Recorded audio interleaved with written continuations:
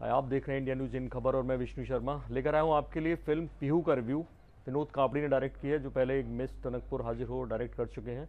वो भी फिल्म चर्चा में रही और ये भी फिल्म चर्चा में है। ये अलग बात है कि बॉक्स ऑफिस सक्सेस इसको भी उतनी ना मिले जितनी वो सोचे होंगे, लेकिन है क्या फिल्म में, क्योंकि फिल्म का ट्रेलर एकदम एकदम चौंकाने वाला है। एक छोटी सी बच्ची फंस जाती है एक घर में, फ्लैट में, और माँ की लाश पड़ी हुई है। ऐसे में फिल्म में है क्या। तो पहले जब हम लोग रिव्यू करने वाले, जो हमारे लिए स्पेशल प्रेस शो होता है, तो हम बैठते हैं तो अपने मोबाइल पे खोल लेते हैं, नोट्स में लिखते चले जाते हैं क्या खासियत है। तो मैं शुरू से जब फिल्म को देख रहा था तो पहले उसकी नेगेटिव बातें ज़्यादा आ रही थी कि कैसे लड़की को गेट खोलना नहीं आता, जिसको ओवन चलाना आता है, जिसको गैस जलाना आता है, वो गेट को नहीं खोलती। वो टीवी खोल के देखती है, चैनल चेंज करती है तो सलमान खान के गाने पे चैनल की जगह टी सीरीज़ क्यों लिखा आता है, उसको फ़ोन लगाना क्यों नहीं आता, उसका मुंह कैसे साफ़ हो जाता है जिस पर उसने इतनी देर लिपस्टिक लगा रखी थी, जाहिर है अलग अलग दिन सूट होगी। लेकिन ऐसे में कमियां देखते देखते मुझे लगा कि धीरे धीरे फिल्म आपको जकड़ रही है, आप उसमें शामिल हो रहे हैं।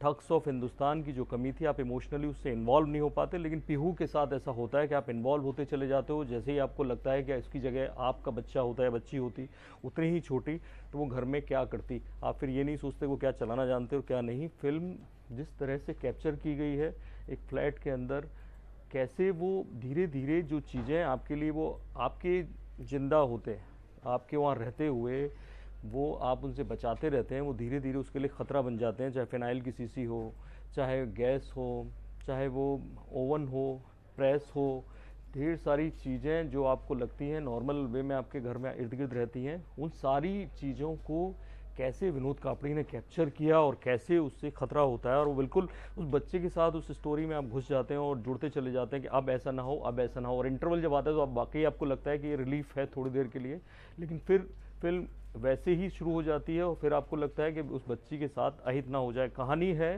एक ऐसी बच्ची की, बर्थडे पार्टी वाले दिन फादर जब लेट आता है, उसके बाद फादर सुबह कोलकाता निकल जाता है और टीवी चला छोड़कर जल्दी में, और प्रेस भी जली हुई छोड़कर बेटी जगती है, घर में कैद है और वो कैसे पूरा दिन काटती है, वो कैप्चर करने की कोशिश की है। तो ऐसे में एंटरटेनमेंट के लिए जो आ रहे हैं उन्हें फिल्म भले ही समझ ना आए, या हो सकता है कि मल्टीप्लेक्सेस तक वो जाए नहीं, लेकिन जो अलग फिल्में देखने के शौकीन हैं, जो रिस्की फिल्में देखने के शौकीन हैं, उनको वाकई मज़ा आएगा फिल्म में। और लास्ट तक, छोटी फिल्म है, ऐसे में आपको लास्ट तक जकड़े रहेगी।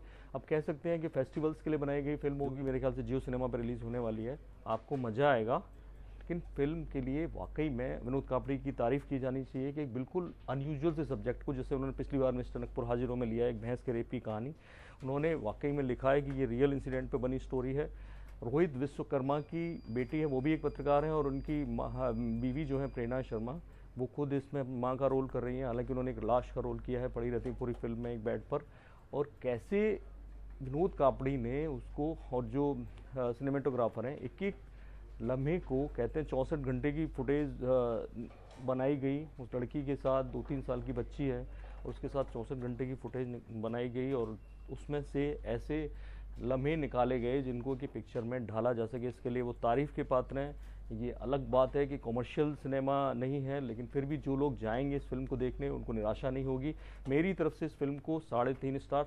आधा इसलिए कि विनोद कापड़ी ने इस सब्जेक्ट को सोचा बिल्कुल वैसे ही जैसे सुनील दत्त ने यादें की थी, एक कलाकार थे, वैसे ही इसमें एक कलाकार है, पीहू मायरा विश्वकर्मा एक कलाकार। और आखिर तक विनोद कापड़ी ने ये कोशिश की कि कहीं भी दूसरा करेक्टर इसमें इन्वॉल्व ना हो जाए। उनकी आवाज़ें इन्वॉल्व होती हैं और फ़ोन पे आवाज़ें इन्वॉल्व होती हैं, दरवाजे के बाहर से उनकी आवाज़ें आती हैं, लेकिन स्क्रीन पर आपको केवल एक वो छोटी बच्ची दिखेगी लास्ट तक। इस तरह की तमाम और फिल्म रिव्यूज़, फिल्मी खबरें, बाकी खबरें देखने के लिए देखते रहिए इंडिया न्यूज़। सब्सक्राइब करें इन खबर। थैंक यू, नमस्कार।